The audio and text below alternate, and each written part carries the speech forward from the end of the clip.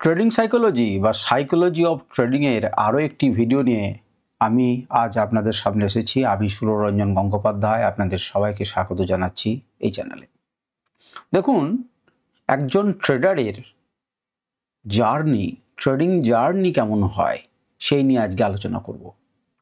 এটা কিন্তু আপনাদের জানা খুব প্রয়োজন।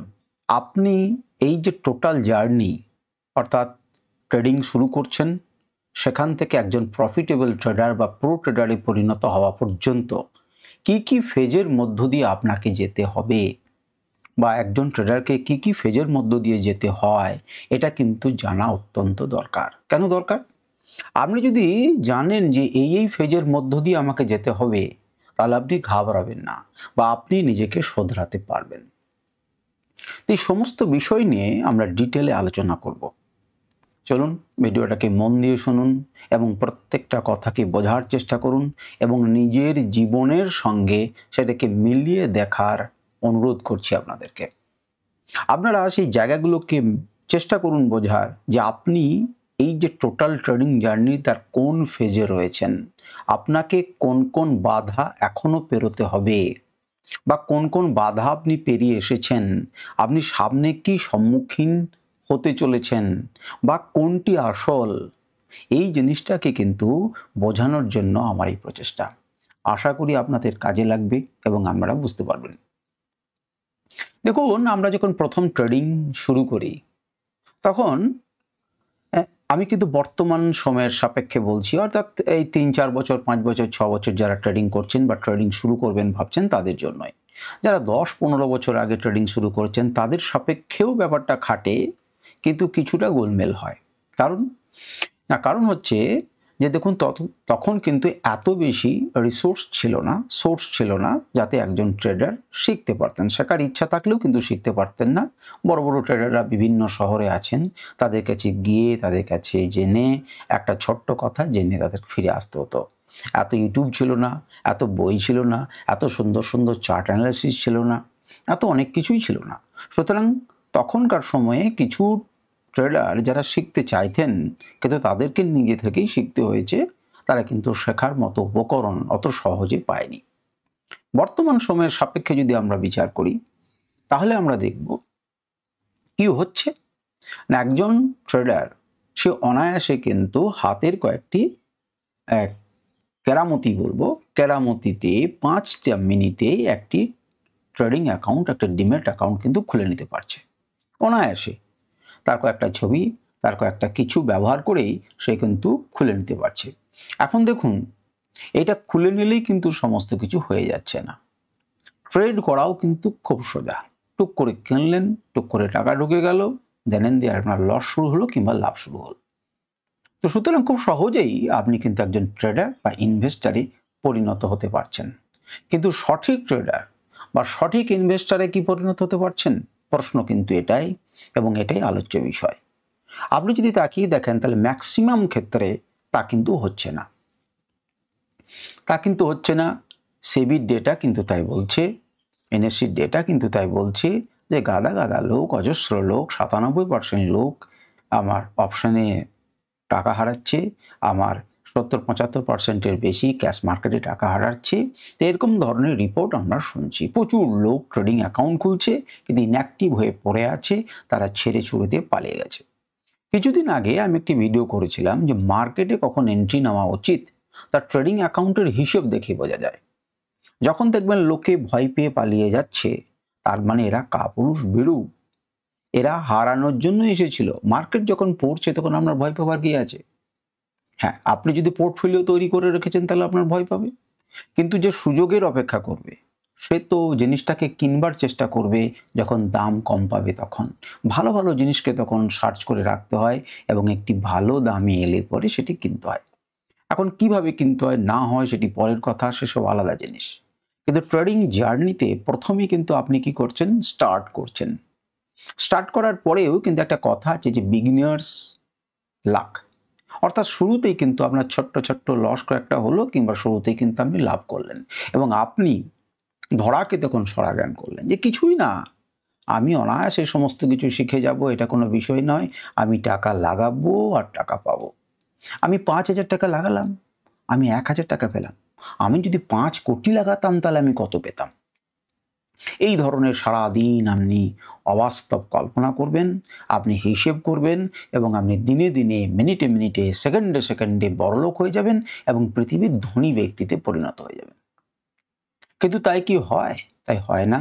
বেশিরভাগ লোকই সমস্ত কিছু ছেড়ে ছুড়ে মার্কেট থেকে সন্ন্যাস নিতে বাধ্য হয়। তারা ব্লেম দেয় যে মার্কেট খারাপ, এ কাজ করো না। আসলে তুমি খারাপ, তুমি সঠিক পদ্ধতি অবলম্বন করতে পারোনি। তো বিগিনার্স লাক যখন আসে কোনো ট্রেডারের জীবনে, তখন কিন্তু তিনি একদম উত্তাল হয়ে ওঠেন যে কোনো ব্যাপারই নেই, গাদা গাদা টাকা খরচ করছেন, লোক বন্ধুদেরকে দেখাচ্ছেন, কেউ অ্যাপেল কিনে নিচ্ছে, হ্যাঁ, বিভিন্ন রকম তিনি ছটফট করছেন। ধীরে ধীরে ধীরে ধীরে ধীরে ধীরে তিনি কিন্তু দেখছি উপযুক্ত শিক্ষা, নলেজের অভাবে, সাইকোলজির অভাবে, রিস্ক রিওয়ার্ড রেশিওর অভাবে, সঠিক ট্রেডিং স্ট্র্যাটেজির অভাবে এবং মার্কেট বিভিন্ন ফেজের মধ্য দিয়ে যায়, তখন কিন্তু বিভিন্ন ধরনের ঘটনা ঘটতে থাকে। একই রকম স্ট্র্যাটেজি, একই রকম ঘটনা চিরকাল চলবে তা কিন্তু নয়। সুতরাং এই পরিবর্তনশীল জগতের সঙ্গে সঙ্গে মার্কেটের সঙ্গে আপনি যখন পরিবর্তনশীল হতে পারছেন না, তখন মার্কেট আপনাকে ফেলে সে সামনের দিকে এগিয়ে যাবে। এই পরিবর্তনটাকে আপনার সাথেও কিন্তু করতে শিখতে হবে। তো সে করতে পারছে না, সুতরাং সে ধীরে ধীরে ধীরে ধীরে লস করবে, কারণ উপযুক্ত নলেজ নেই তার কাছে। এরকম ঘটনা ঘটতে থাকলো এবং একটা ফেজ যখন অত্যন্ত কঠিন ফেজ হলো, হিউজ লস হলো, মার্কেট ছেড়ে দিতে বাধ্য হলো। কিছু কিছু ট্রেডার একদম মাটি কামড়ে পড়ে রইল যে অসম্ভব, আমি আজকে জিতবই, আমি এই খেলাতে জিতবই। তারা লেগে আছে, কিন্তু এত লঙ্গার টাইম ধরে হচ্ছে যে তারা শিখে উঠতে পারছেন না। কারো কাছে যদি শেখে তাতেও তিনি প্রফিটেবল হতে পারছে না। এইভাবে চেষ্টা করে যাচ্ছে। এই যে লম্বা সময় তাকে অপেক্ষা করতে হচ্ছে, তিনি কিন্তু আস্তে আস্তে মনোবল হারাচ্ছেন। অনেকে সেখানে ছেড়ে দিয়ে চলে যান অন্যান্য কাজে। দ্বিতীয় নাম্বার, আরও কিছু লোক কিন্তু তবুও মাটি কামড়ে পড়ে রয়েছে। তারা আস্তে আস্তে রিস্ক রিওয়ার্ড রেশিওকে ফলো করে এবং ধীরে ধীরে একটা যে জায়গা থেকে শুরু করেছিল, যেন কস্ট টু কস্ট যা লস করেছিল মোটামুটিভাবে রিকভার করতে পারে এবং মনে করে যে আমি মার্কেটের সমস্ত কিছু বুঝে গেছি, এবার আর আমাকে কেউ হারাতে পারবে না।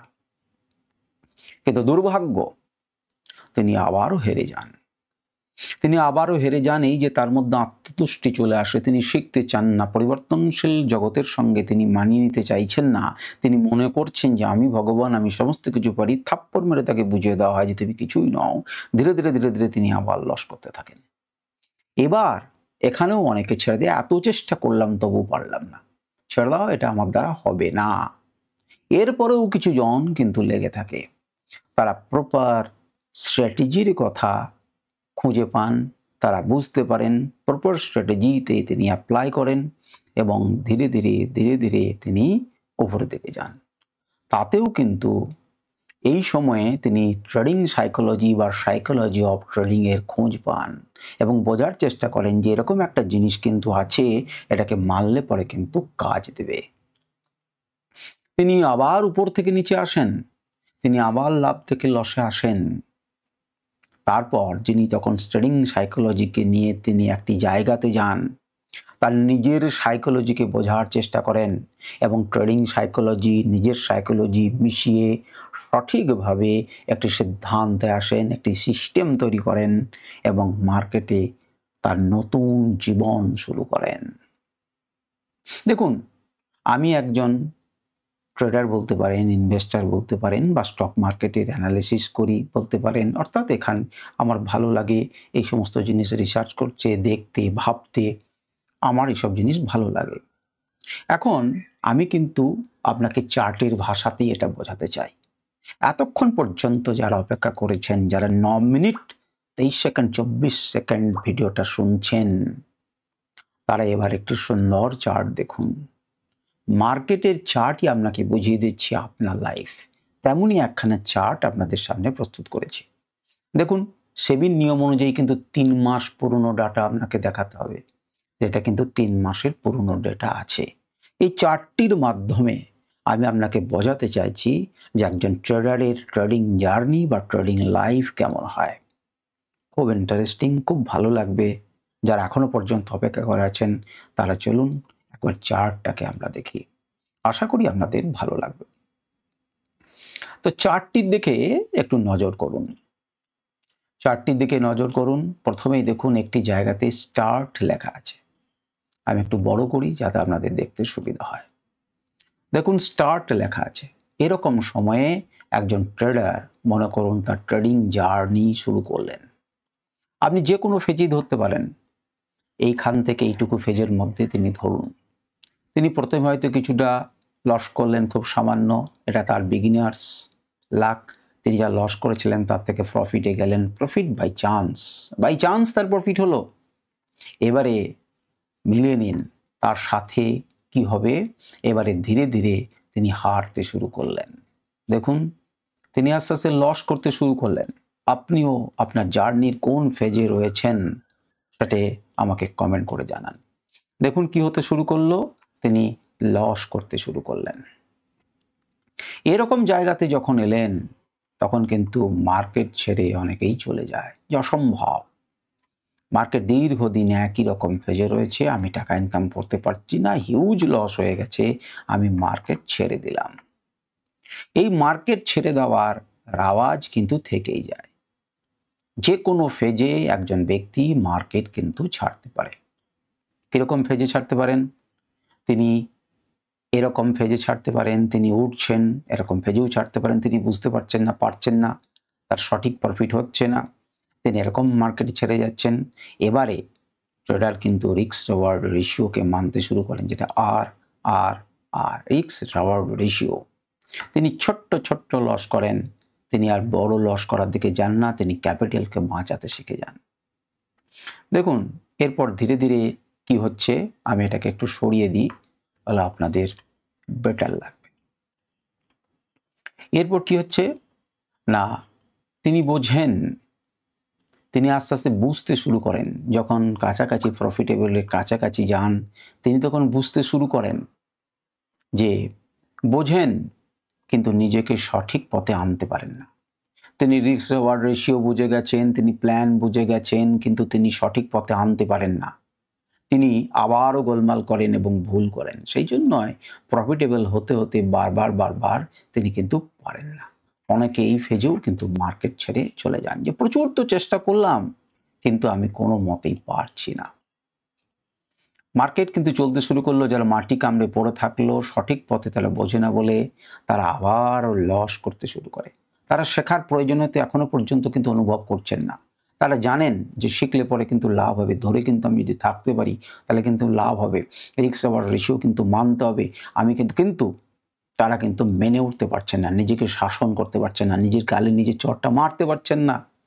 তারা ধীরে ধীরে আবারও লস করছেন। তারা বুঝতে পারছেন যে এখানে টাকা আছে, পয়সা হচ্ছে, এটা করলে পরে আমি পাবো, কিন্তু পালন করতে পারছেন না। তিনি জানেন যে লোভ ভালো নয়, কিন্তু তবুও তিনি লোভ করছেন। অর্থাৎ তিনি বুঝতে পারছেন কিন্তু নিজেকে সঠিক পথে চালনা করতে পারছেন না। তার লস হচ্ছে এবং এখানেও কিন্তু একটা দীর্ঘ পথ শুরু হচ্ছে। এবারে তিনি শিখতে শুরু করেন। তিনি এখনো পর্যন্ত যারা মার্কেট ছেড়ে চলে যায়নি, মাটি কামড়ে পড়ে আছে, তারা অনুভব করে যে মার্কেটকে কিন্তু ভালো করে শিখতে হবে। আমার দীর্ঘদিন এক্সপিরিয়েন্স হলো, আমি কিন্তু এবার মার্কেট শিখব। কারো কাছে শেখেন, নিজে শেখেন, যা খুশি করুন, মার্কেটকে তিনি শিখতে শুরু করেন এবং ট্রেডিং প্ল্যানকে এবার মেনে চলেন। তিনি এত লস করার পর তিনি মেনে যান যে রিস্ক রিওয়ার্ড রেশিওকে মেনটেন করব এবং আমি যে প্ল্যান করেছি সেই প্ল্যান অনুযায়ী আমি চলবো। সঠিক স্ট্র্যাটেজি তিনি ইউজ করতে শেখেন। ইউজ মানে ব্যবহার তো তিনি আগেও করতেন, কিন্তু বারবার তিনি একই রকম জিনিসকে প্রয়োগ করতে শেখেন। তার কিছু করে লাভ হতে থাকে এবং তিনি প্রফিটের মুখ দেখেন। তিনি যা লস করেছিলেন, যেখান থেকে শুরু করেছিলেন জার্নি, সেখানে এসে পৌঁছান, লস রিকভার হয় কিছুটা। তিনি বোঝার চেষ্টা করেন এবার ট্রেডিং সাইকোলজিকে। যখন হলো তখন তিনি বুঝতে পারেন যে হ্যাঁ, ট্রেডিং সাইকোলজি বলে একটি বিষয় আছে, যেটিকে কিন্তু আমি আবার বুঝতে শুরু করেছি।